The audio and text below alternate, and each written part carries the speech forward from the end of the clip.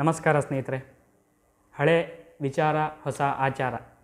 ಇವತ್ತು ವಿಷಯ ಏನಪ್ಪ ಅಂತಂದರೆ, ಅರಳಿ ಮರದ ಸುತ್ತ ಪ್ರದಕ್ಷಿಣೆಯನ್ನು ಏಕೆ ಹಾಕಬೇಕು. ನಾನು ನಿಮ್ಮ ಪ್ರೀತಿಯ ಎಸ್ ಮಂಜುನಾಥ್ ಭಟ್.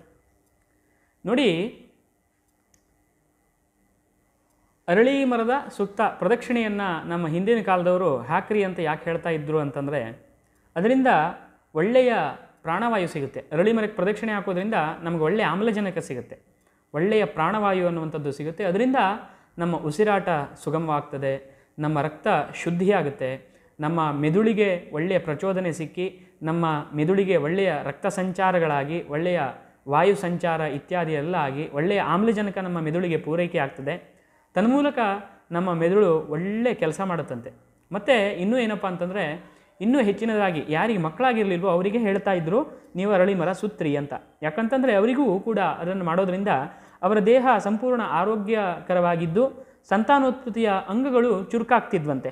ಮತ್ತು ಕೆಲವೊಬ್ಬರಿಗೆ ಬೊಜ್ಜಿನ ಕಾರಣದಿಂದ ಸಂತಾನ ಪ್ರಾಪ್ತಿ ಕೂಡ ಆಗ್ತಾ ಇರಲಿಲ್ವಂತೆ. ಆದ್ದರಿಂದ ಪ್ರತಿದಿನ ಪ್ರದಕ್ಷಿಣೆ ಮಾಡಿ ಅಂತ ಹೇಳ್ತಿದ್ರು. ಹಾಗೆ ಮಾಡೋದ್ರಿಂದ ಅವರಿಗೆ ಬೊಜ್ಜು ಕೂಡ ಕರಗ್ತಾ ಇತ್ತಂತೆ. ಹೀಗಾಗಿ ಇದು ವೈಜ್ಞಾನಿಕವಾಗಿಯೂ ಕೂಡ ಸಾಬೀತಾಗಿದೆ ಮತ್ತು ಧಾರ್ಮಿಕವಾಗಿಯೂ ಒಳ್ಳೆಯ ನಂಬಿಕೆ ಕೂಡ ಇದೆ. ಆದ್ದರಿಂದ ಅರಳಿ ಮರವನ್ನು ಸುತ್ತಬೇಕು. ಅರಳಿ ಮರವನ್ನು ಸುತ್ತೋದರಿಂದ ಇಷ್ಟೆಲ್ಲ ಅನುಕೂಲಗಳಿದೆ. ಧನ್ಯವಾದಗಳು.